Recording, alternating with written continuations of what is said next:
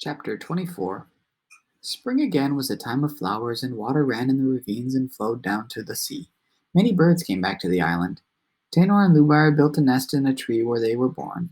They built it of dry seaweed and leaves, and also with the hairs off Rontu's back.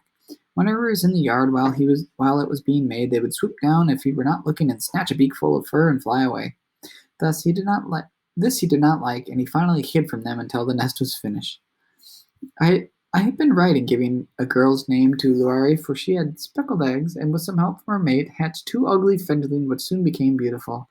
I made up names for them and clipped their wings. Before long, they were as tame as their parents. I also found a young gull that had fallen from its nest to the beach below. Gulls make their nests high in the cliffs and hollow places in the rocks. These places are usually small, and often I had watched a young one teetering on the edge of the nest and wondered why they did not fall. They seldom did. This one, which was white with a yellow beak, was not badly hurt, but he had a broken leg. I took him back to the house and bound the bones together with two small sticks and glue. For a while he did not try to walk.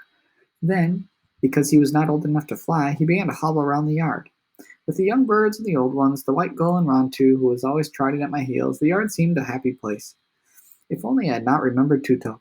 If only I had not wondered about my sister Yule, where she was, and if the marks she had drawn upon her cheeks had proved magical. If they had, she was now married to Nanko and was the mother of many children. She would have smiled to see all of mine, which are so different from the ones I always wished to have. Early that spring, I started to gather albalones and gathered many, taking them to the headland to dry. I wanted to have a good supply ready if the Aleuts came again. One day, when I was on the reef filling my canoe, I saw a herd of otter in the kelp nearby. They were chasing each other, putting their heads through the kelp and then going under and coming up again in a different place. It was like a game we used to play in the brush when we were children on the island. I looked for Monai, but each of them was like the other. I filled my canoe with elbowlones and paddled toward the shore, one of the other following me. As I stopped, he dived and came up in front of me. He was far away, yet even then I knew who it was. I never thought I would be able to tell him from the others, but I was so sure it was Monai that I held up one of the fish I had caught. Otter swam very fast, and before I could take a breath, he had snatched it from my hand. For 2 moons I did not see him, and then one morning while I was fishing, he came suddenly out of the kelp. Behind him were two baby otter. They were about the size of puppies, and they moved along slowly that from time to time Money had to urge them on. Sea otter cannot swim when they are first born and have to hold on to their mother. Little by little, she teaches her babies by brushing them away with her flippers, then swimming around them in circles until they learn to follow. Monani came close to the reef, and I threw a fish into the water. He did not snatch it as he usually did, but waited to see what the young otter would do. When they seemed more interested in me than food, and the fish started to swim away, he seized it with his sharp teeth and tossed it in front of them. I threw another fish into the water for Mani, but he did not. But he did the same things as before. Still, the babies would not take the food, and at last, tired of playing with it, swam over and began to nuzzle him. Only then did I know that Moni was their mother. Otter mate for life, and if the mother dies, the father will often raise the babies as best he can.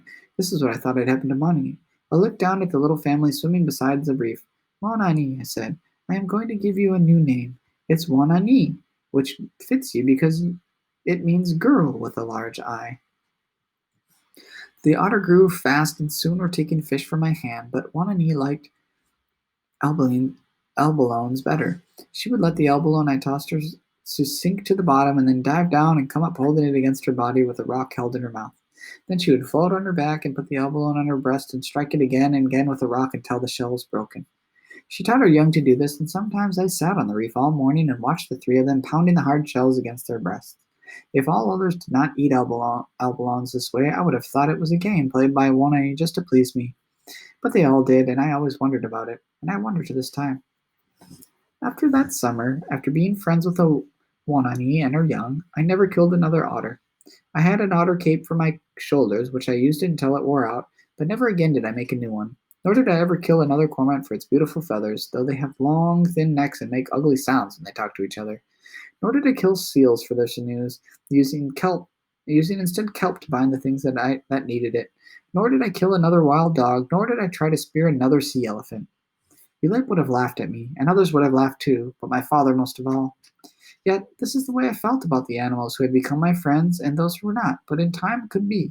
If Yulip and my father had come back and laughed, and all the others had come back and laughed, still I wouldn't have felt the same way, for animals and birds are like people too, though they do not talk the same or do the same things. Without them, the earth would be an unhappy place.